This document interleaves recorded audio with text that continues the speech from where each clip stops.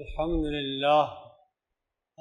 للہ رب العالمین، والصلاة والسلام علی سید المرسلین محمد الامین خاتم النبیین حبیبنا و حبیب رب العالمین وعلی آلہ واصحابہ واتباعہ وازواجہ وذریتہ اجمعین۔ قابل احترام بھائیوں اور بہنوں، اس وقت پوری دنیا میں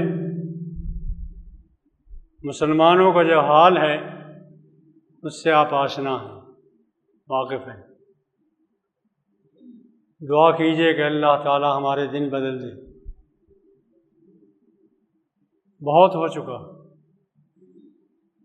اب برداشت نہیں ہوتا، پروردگار ہمارے دن پھیر دے۔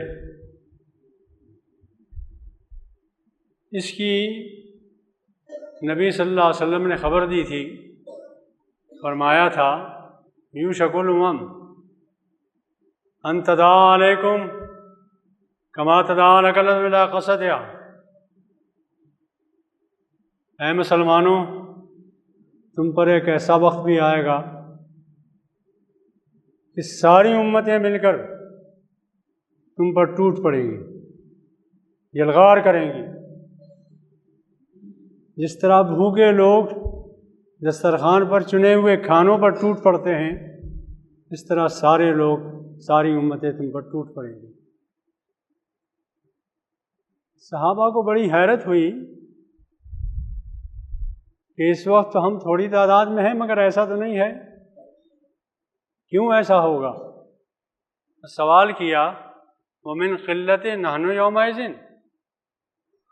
اے اللہ کے رسول، ہمارے ساتھ یہ سلوک ہوگا تو کیا اس وجہ سے ہوگا کہ ہماری تعداد بہت کم ہوگی؟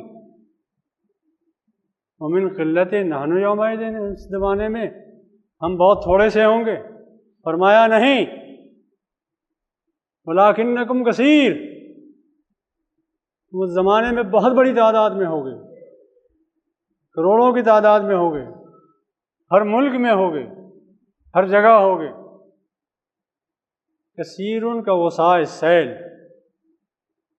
مگر تمہاری کثرت ہر طرف نظر آئے گی۔ جس طرح سیلاب کے پانی پر جھاگ آ جاتے ہیں، تنکے آ جاتے ہیں تو چھائے ہوئے نظر آتے ہیں ہر طرف، لیکن جھاگ کی اور تنکوں کی جس طرح کوئی قیمت نہیں ہوتی، ایسی تمہاری بھی کوئی قیمت نہیں ہے۔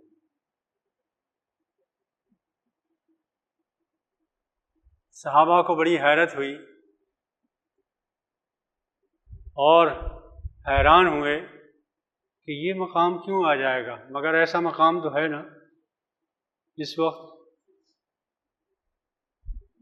45 بلکہ اور کچھ زیادہ آزاد ممالک ہمارے پاس ہیں۔ اللہ میاں نے سب کچھ ہمیں دیا ہے، لوہا ہمارے پاس ہے، پٹرول ہمارے پاس ہے، سونا ہمارے پاس ہے، دولت ہمارے پاس ہے، مگر عظمت نہیں رہی جو عظمت تھی۔ آواز میں کوئی وزن نہیں ہے، ہمارا کہیں ذکر نہیں ہے، ہمارے ملکوں کے فیصلے کہیں دوسرے ملکوں میں ہوتے ہیں۔ بے قیمت ہو گئے ہم، بے حیثیت ہو گئے ہیں۔ سوال یہ ہے کہ رسول اللہ صلی اللہ علیہ وسلم نے یہ جو بات ہم سے کہی تھی، کیا یہ کہا تھا کہ جب ایسا وقت تم پر آئے تم گردن ڈال دینا، مرنے کے لیے ہو، تم فنا ہونے کے لیے ہو؟ جی نہیں، ہم وہ خوش نصیب امت ہیں،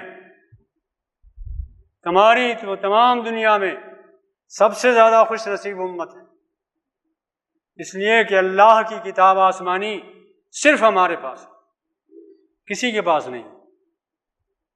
جن کو دی گئی تھی انہوں نے اسے بدل ڈالا۔ یکتبون الکتاب بایدیہم ثم یقولون ھذا من عند اللہ، اپنے ہاتھوں سے لکھتے ہیں پھر کہتے ہیں اللہ نے نازل کی۔ صرف ہمارے ہی پاس آسمانی کتاب ہے۔ اور حدیث میں ہے، نبی صلی اللہ علیہ وسلم نے فرمایا کہ یہ ایک حبل اللہ ہے، اللہ کی رسی ہے، اس کا ایک سرا اللہ کے ہاتھ میں ہے اور ایک سرا امت کے ہاتھ میں ہے۔ پوچھتا ہوں میں آپ سے کہ اگر یہ بات رسول اللہ کی ہے تو اس نتیجے میں آپ سب سے زیادہ خوش نصیب ہیں کہ نہیں ہیں؟ اس لیے کہ اللہ کی کتاب آپ کے ہاتھوں میں ہے اور اس کو رسول نے حبل اللہ کہا، ایک سرا اللہ کے ہاتھ میں ہے، ایک سرا آپ کے ہاتھ میں ہے۔ اللہ سے آپ کا رشتہ جڑا ہوا ہے، اور جس کا رشتہ اللہ سے جڑا ہوا ہو وہ بد نصیب نہیں ہو سکتا۔ پھر وہ قرآن جو اللہ نے آپ کے ہاتھوں میں دیا ہے، ایک وارننگ ضرور ہے، اس وارننگ کو ذہن میں رکھیے۔ وَإِن تَتَوَلَّوْا، ہم نے تمہیں قرآن دیا ہے، دین تمہارے ہاتھوں میں ہے، قرآنی ہدایات تمہارے ہاتھوں میں ہیں، اگر تم نے اس سے اعراض کیا، اس کا حق نہ ادا کیا، یستبدل قوما غیرکم، ہم تمہیں معزول کر کے دوسری قوم کو لے آئیں، ثم لا یکونوا امثالکم، پھر وہ تمہاری طرح بے وفا ثابت نہیں ہوں گے۔ آئیے مسجد میں بیٹھ کر جمعے کے دن اللہ سے عہد کریں کہ اے اللہ کسی کو نہ لا، ہم تیرے قرآن کی قدر کریں گے انشاءاللہ، اسے پڑھیں گے، سمجھیں گے، عمل کریں گے، اسے دوسروں تک پہنچائیں گے۔ یہ چار عہد ہیں اس کے، چار حق ہیں اس کے، یہ ادا کریں گے انشاءاللہ، انشاءاللہ یہ حق ادا کریں گے انشاءاللہ۔ اور جب یہ حق ادا کریں گے تو ایک بات اور بھی ذہن میں رکھیے کہ اللہ تعالیٰ نے اس قرآن کے بارے میں یہ کہا ہے کہ میں نے پہلے بھی آسمانی کتابیں نازل کی، بما استحفظون من امر اللہ، پہلے بھی آسمانی کتابیں نازل ہوئیں، لیکن ان یہودیوں نے، ان نصرانیوں نے اسے تباہ کر دیا، بدل ڈالا۔ تمہارے اوپر اعتبار نہیں ہے اب بھی،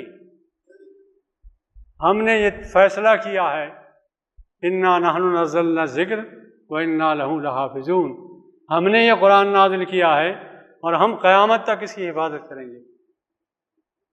قسم کھا کر یہ بات کہتا ہوں کہ جس چیز کی حفاظت کی ذمہ داری اللہ تعالیٰ نے لے، اسے دنیا کی کوئی طاقت نہیں مٹا سکتی۔ انشاءاللہ یہ قرآن قیامت تک رہے گا اور آپ کے ہاتھوں میں رہے گا انشاءاللہ۔ جب آپ کے ہاتھوں میں رہے گا، قرآن بھی محفوظ رہے گا، آپ کے ہاتھ بھی محفوظ رہیں گے، آپ کی زندگیاں بھی محفوظ رہیں گی، یہ امت بھی محفوظ رہے گی انشاءاللہ۔ ہم گر گئے ہیں، زوال پذیر ہیں، سب ٹھیک ہے باتیں، دنیا کی محبت، حب الدنیا و کراہیت الموت، رسول نے فرمایا یہ بیماری اس لیے پیدا ہوگی، کمزوری اس لیے آئے گی کہ دنیا کی محبت پیدا ہو جائے گی، موت سے ڈرنے لگو گے، شہادت کی تمنا نہیں رہے گی، زندگی کے پیچھے پڑ جاؤ گے۔ آج سے تقریباً 3500 سال پہلے مصر میں ایک بہت طاقتور حکومت تھی، بہت جابر اور ظالم حکومت تھی، اور اس وقت کے جو مسلمان تھے وہ بہت خستہ حالی میں تھے، وہ یہود تھے، بہت خستہ حالی میں تھے، بہت کمزور تھے۔ حد یہ ہے کہ وہ چوتھے درجے کے جو ذلیل کام ہوتے ہیں، یہ قبطی لوگ ان سے وہ کام لیا کرتے تھے، قابل ذکر نہیں تھے، وہ لوگ ذلیل ہو گئے تھے، بہت خستہ حال ہو گئے تھے۔ موسیٰ علیہ السلام نے ایک دن ان کے درمیان کھڑے ہو کر ایک تقریر فرمائی، یہ تقریر قرآن نے نقل کی۔ تقریر یہ فرمائی کہ اے بنی اسرائیل، تم جس حال میں مبتلا ہو اس سے نکلنے کی کوشش کرو۔ اس سے نکلنے کی کوشش کرنے کے لیے موسیٰ علیہ السلام نے 4 پوائنٹ دیے، تقریر میں 4 پہلو واضح کیے۔ فرمایا استعینوا باللہ،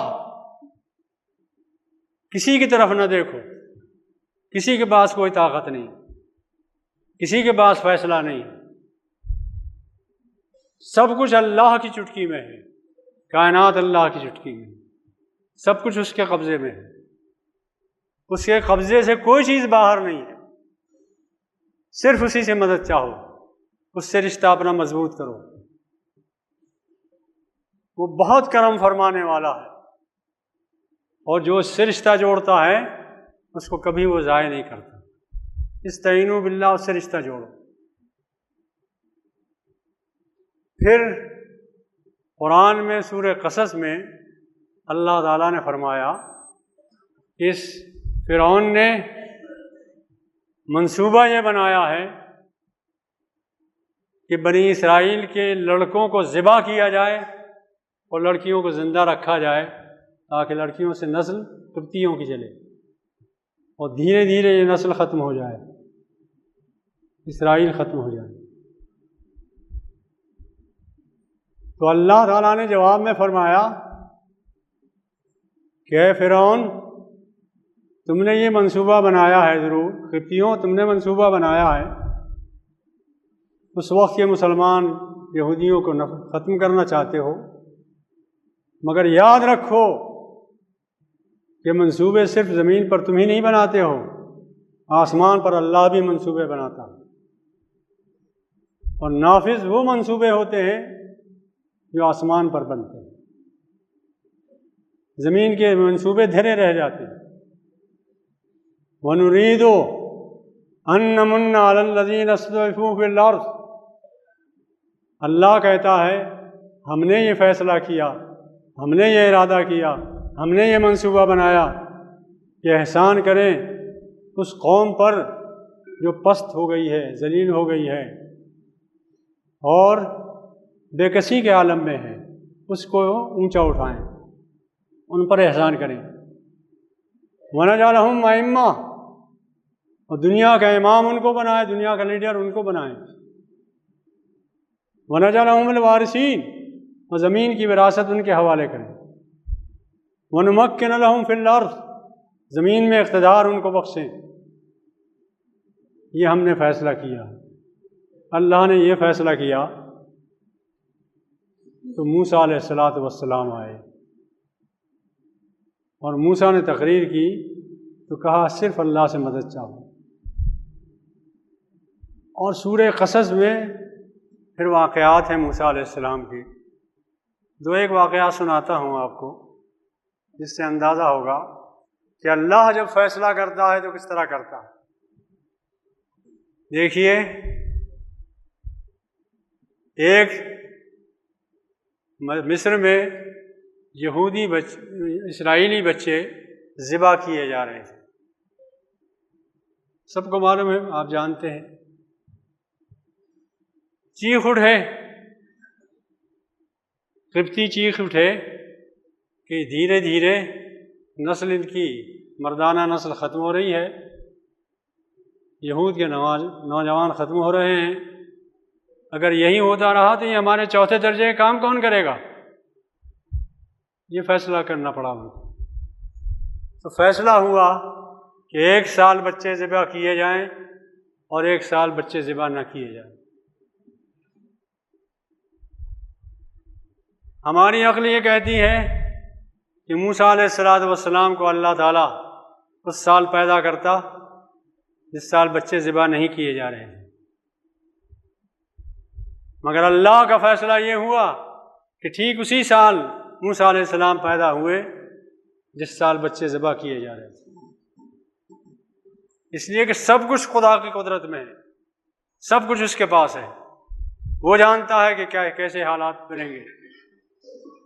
چنانچہ وَأَوْحَيْنَا إِلَىٰ أُمِّ مُوسَىٰ أَنْ أَرْضِعِهِ، موسیٰ علیہ السلام پیدا ہوئے اسی سال جس سال بچے ذبح کیے جا رہے تھے، اور کہتا ہے اللہ کہ ہم نے الہام کیا موسیٰ کی ماں کو کہ آرام سے اپنے بچے کو دودھ پلاؤ۔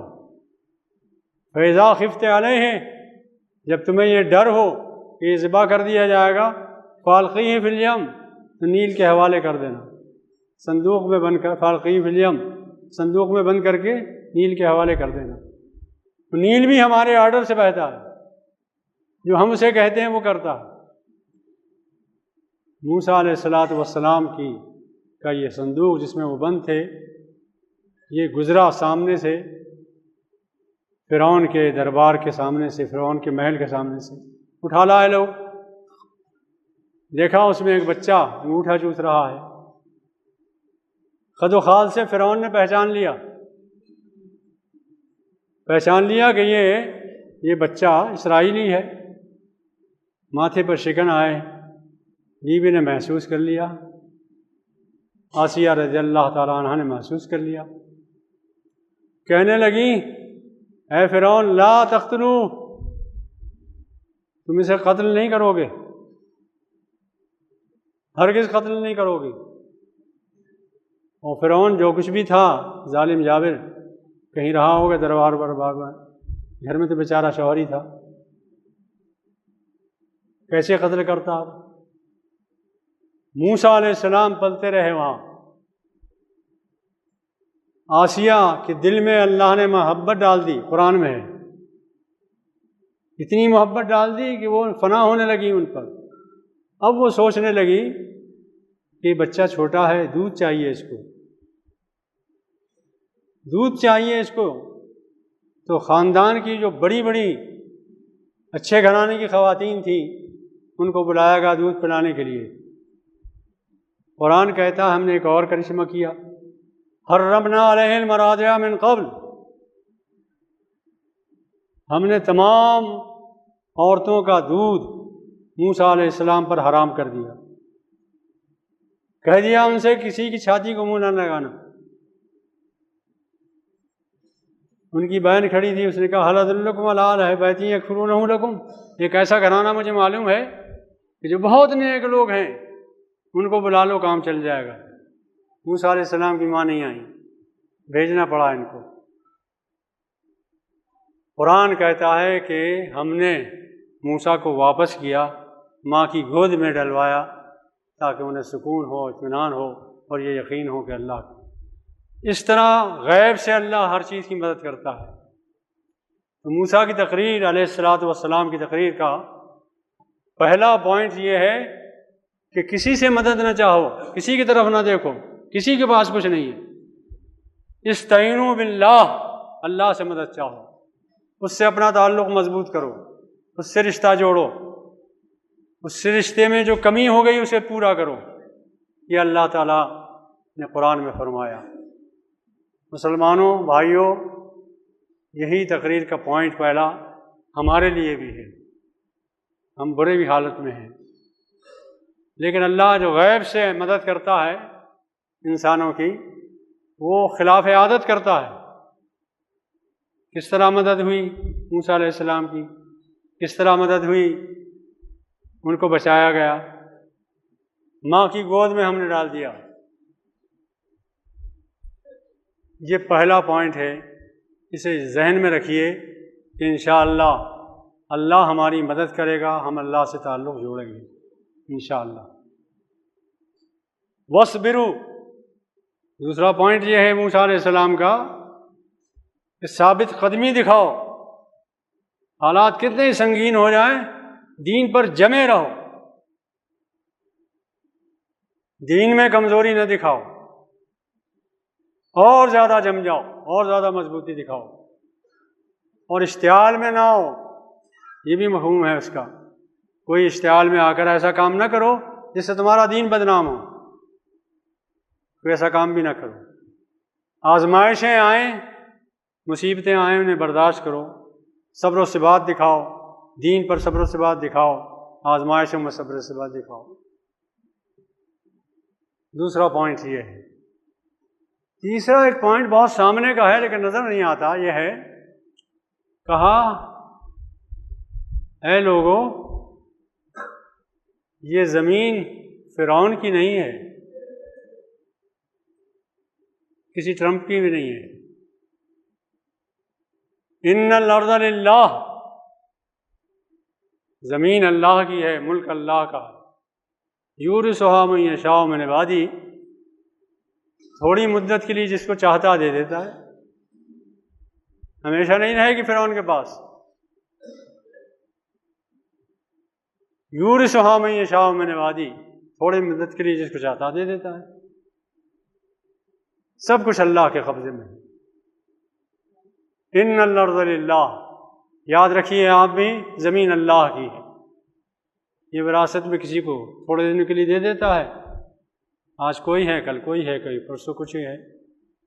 البتہ یہ بات ذہن میں رکھیے کہ ہم مظلوم ہوں، مقہور ہوں، طاقتور ہوں، کسی سطح پر ہوں، ہمارے پاس اقتدار ہو نہ ہو، محکومی ہو، کچھ بھی ہو، آخرت کی کامیابی کی بنیاد یہ حالات نہیں ہیں۔ آخرت کی کامیابی والعاقبۃ للمتقین، اگر اللہ کی مشیت کے مطابق، اللہ کی مرضی کے مطابق ہم نے زندگی گزاری ہے تو آخرت آپ کی، چاہے کسی کمزوری میں گزری ہو، طاقت میں گزری ہو، قیادت میں گزری ہو، یا حکومت کے حال میں گزری ہو، یا مظلومیت میں گزری ہو، عاقبۃ للمتقین، اللہ سے ڈرتے ہوئے زندگی گزاری ہو۔ یہ تقریر 4 پوائنٹ پر مشتمل میں نے آپ کو مختصر طور پر سنائی۔ اس کے بعد سوال کیا یہودیوں نے، بنی اسرائیل نے موسیٰ علیہ السلام، اوذینا من قبل ان تأتینا ومن بعد ما جئتنا، اے موسیٰ یہ عجیب بات ہے، آپ جب نہیں آئے تھے بھی یہ ستا رہے تھے ہمیں، اب آپ آ گئے ہیں تو اب بھی ستا رہے ہیں۔ آپ کے ذہنوں میں بھی سوال پیدا ہوتا ہوگا کہ دنیا کے کتنے لوگ ہیں، سکھ بھی ہیں، ہندو بھی ہیں، عیسائی بھی ہیں، فلاں بھی ہیں، فلاں بھی ہیں، ان سے تو بہرحال اچھے ہیں نا، 5 وقت کی نماز پڑھ رہے ہیں ہم، ساری مصیبتیں ہمارے لیے کیوں ہیں؟ عسیٰ ربکم ان یہلک عدوکم، جلدی نہ کرو، بہت جلد وہ وقت آنے والا ہے کہ تمہارا رب تمہارے دشمن کو ختم کر دے گا، پناہ کر دے گا۔ ڈوب گیا فرعون۔ وَيَسْتَخْلِفَكُمْ فِي الْأَرْضِ، پھر تمہیں موقع دے گا زمین میں استخلاف کا، خلافت تمہارے حال میں آئے گی۔ فَيَنْظُرَ كَيْفَ تَعْمَلُونَ، پھر اس وقت اللہ تعالیٰ دیکھے گا کہ تم کیا عمل کرتے ہو۔ ایسا ہے کہ اقتدار دیا جاتا ہے وہ بھی آزمائش کے لیے ہوتا ہے، غربت آتی ہے، محکومی آتی ہے، مظلومی آتی ہے، وہ بھی آزمائش کے لیے ہوتی ہے۔ اصل کامیابی وہاں کی کامیابی ہے۔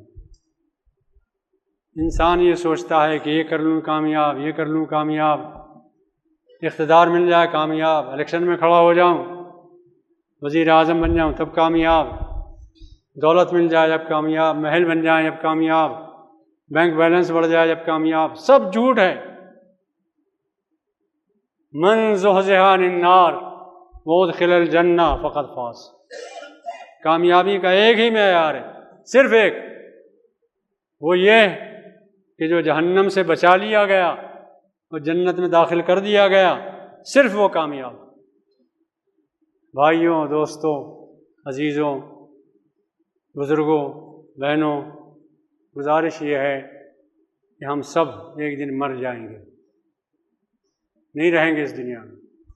کل نفس ذائقۃ الموت، ہر ایک مرے گا، یقینی ہے یہ۔